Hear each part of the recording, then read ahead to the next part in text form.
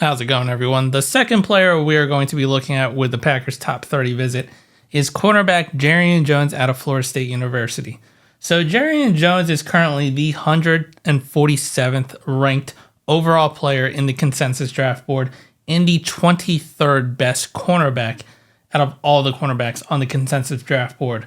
He had a RAS score of 9.87, so a very, very high RAS score, which was good enough to rank him 30th out of 2,222 cornerbacks from 1987 to this year.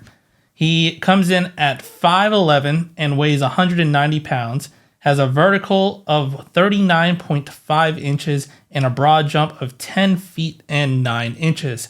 Now, the 40-yard dash is where he also excelled in and ran a 4.38 40-yard dash, which was tied for 5th best in the NFL Combine. So a very good 40-yard time for him. So for his collegiate career, he ended up playing 5 years in college. His first year was at Mississippi State, where he played 8 games, had 12 total tackles, no picks, and recovered 1 fumble but did not force it. Then he transferred over to Florida State University. And for his second year, he also played 8 games, had 18 total tackles, no interceptions, and 1 pass defense.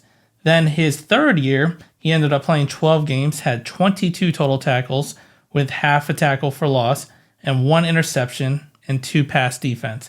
Then in 2022, it's kind of where he started really excelling and becoming a better player. He played 12 games again and had 19 total tackles for 1 interception and 4 pass defense. And then in his final year, where he really came onto the scene, he ended up playing 12 games, had 25 total tackles, 5 tackles for loss, 3 interceptions, and 3 pass defense, and also forced 1 fumble, and also had 1 sack. So he did a little bit of everything in his final year. And now over on the PFF side, he is the 7th ranked cornerback out of 2023, and he had a 90.1 defensive rating, a 74.2 run defense rating, a 94.7 pass rush rating, and an 87 coverage grade. So very good on his part.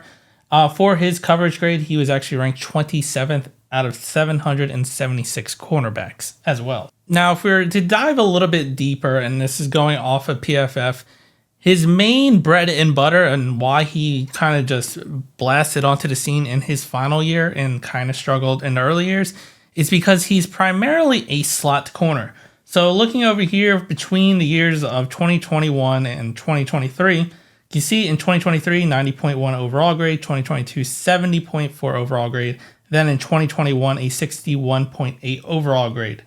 They pretty much played the same amount of coverage snaps, and in his final 2 years compared to 2021, he did not allow a touchdown, but in 2021, he allowed 5 touchdowns. Then in 2023, had 3 interceptions compared to 1 interception in 2022 and 2021.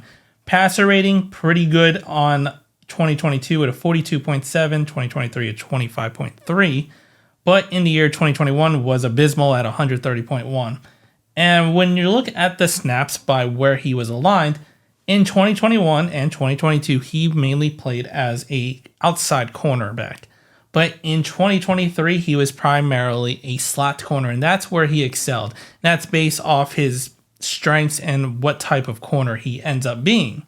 And with that 2023 season, it's kind of more understandable of why the Packers might be more interested in him because of his excellence as a slot corner. And it's also probably why he's not going super high despite his measurables and a really good year at Florida State University, because he's mainly a slot corner and looks like cannot be dependent on the outside.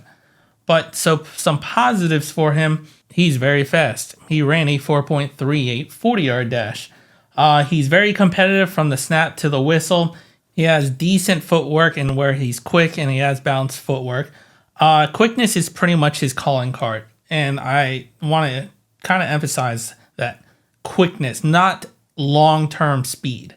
He's a willing run defender and will rip behind blocks and get past the run defender to try and make a tackle on the running back, so that's very good.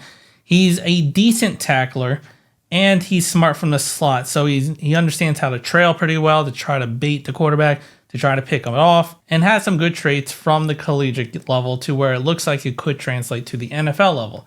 Now, for the cons for him, yes, he's quick, but he doesn't have a long speed. So yes, he can travel left to right, and he's very quick within the first 10, 20 yards. And yes, his 40-yard dash is a 4.38. But if he gets beat deep, he has terrible recovery speed. He cannot recover. And this is where, being an outside corner, where he probably got beat a lot. As soon as he was beat on a 9 route, he wasn't able to recover, and the receiver was able to make catch. And he got destroyed on the outside, and it's because of the long-term speed. But in the slot, that happens a lot less, and you're more for the intermediate and short routes, covering left to right, and that's where his quickness became such a strength for him and why he was probably to be so dominant in his final year.